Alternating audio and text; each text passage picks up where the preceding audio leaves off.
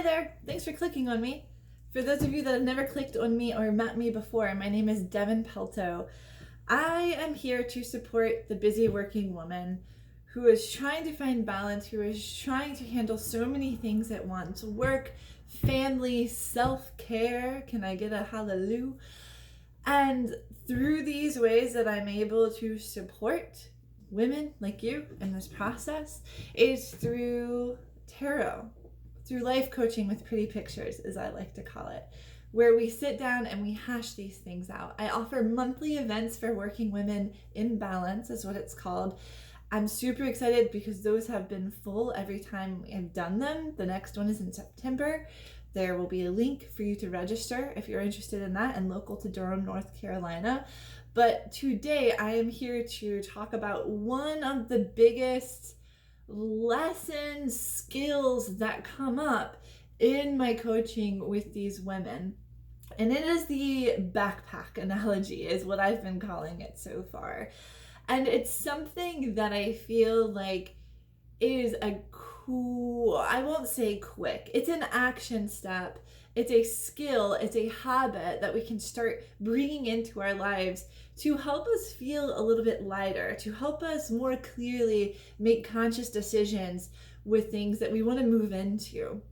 And so here's the backpack analogy. We all are given this backpack in the womb, if you will. Bear with me here. And in this backpack is where we're putting all of our beliefs, our ideas about ourselves and ideas about the world, our habits, our definitions. This is what love is. This is what support is. This is what family is. And as we are in the womb, as we come out of the womb and we have our caretakers around us, or maybe we're bouncing from person to person, we're adding all of these beliefs, all of these habits into this backpack. Now, here we are, fast forwarding. We're adults now, most of us at least, and we have this heavy fucking backpack and we're just carrying it around. It's just on our back. It's just every decade, every moment, we've added more into this backpack. And a lot of adults that I meet have never looked in this backpack, have never gone through it to decide what stays and what doesn't stay. So it's just this heavy weight that we're carrying around. A lot of it's not even our own stuff. It was just stuff that we had collected from other people that we trusted at the time. Some of it was our responses and reactions to trauma. All of those ways where we found out young or even as an adult through a traumatic experience, like, oh, this is how I have to survive. When things get scary, freeze, shut down. That's my personal one. Put all the walls up, numb yourself out. You've seen these posts on my Instagram where I talk about ways where I have to bring myself back into feeling. That's because that was my traumatic response in childhood.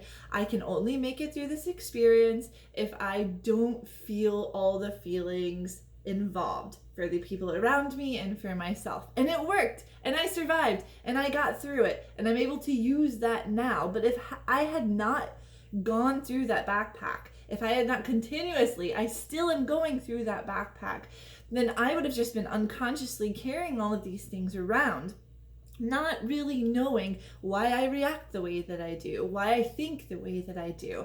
So here's our action step and how to go through this backpack of BS, belief systems, but yes, a little bit of bullshit too. But there are some good things in there that we might want to keep. So we play the investigator of our inner world, of our thoughts, of our reactions, of our emotions, and getting into the nitty-gritty root belief that is bringing up all of these feelings and reactions. So whenever I have a reaction, positive or negative, we can use this both ways. Oh, wow. Why do I feel so strongly about this scenario? What have I been telling myself about myself that puts me in resistance or makes me feel really excited about this? How is my identity wrapped up in this scenario or in how I responded? When is the last time that I felt this way? When is the first time that I felt this way? Is there something I can trace back into a past experience or perhaps into childhood that might have given me this initial feeling, this initial belief. When was the first time I chucked that belief into my backpack? What is that belief that I have? Why do I feel like I need to numb myself out to be able to survive a very strong and overwhelming feeling? And most importantly, is this belief, is this reaction, this habit useful for me right now in the situation, in this moment? Because here's the thing, we can identify these things, and that already takes some weight off of our shoulders. But then we get to familiarize, make friends with this habit, this reaction, this belief. Just because we notice them and we're like, oh, I don't want that anymore, they're not going to completely go away. Habits are habits, right? So we get to know this guy. This habit comes up and I'm like, oh, hello there. I'm doing it again. I know where you come from. I'm still discovering more pieces of you. And in this moment, a bear is not chasing me. No one is dying. I'm going to bring in another habit where as soon as I notice you, my habit is to show up. My habit is to breathe and ground all of these strong, fearful emotions so that I can still be present in this moment and not completely disassociate. Again, talking about myself. So being able to identify when you're having a strong reaction or when you're falling into a habit, being able to play the investigator. How can I navigate back into how often does this happen? When's the first time? What's the root belief? Do I want to keep it or do I not want to keep it? Let's consciously decide what belief systems stay and what BS goes. So play with this today. Notice a time. Keep it light at first. When you react, if somebody compliments you and you have a reaction, let's trace that feeling back. Let's just play with the idea of playing that investigator role of the inner world.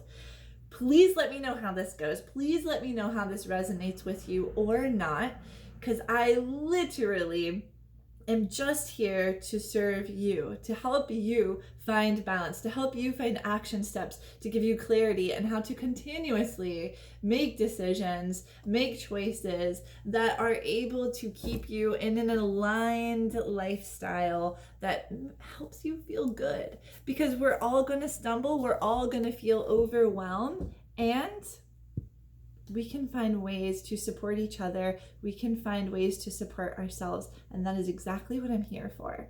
If you're interested in my event, The Working Women in Balance, please click on the link on wherever you're watching this and I will reach out to you, or you can just register right here on the spot. They are such powerful, lovely events. 7 women and me. We talk about balance. We talk about what's real in our lives. And then each one gets a real quick tarot reading, a little snippet into what it might look like to sit down with me for a full hour and hash through all of these things. I love private sessions. My business is now being veered into working privately with women to help in this process. That's my yoga, that's my tarot. I'm here for you. Let me know if you have any questions about this talk or anything else, and please reach out. I love hearing from you all. Namaste, bitches.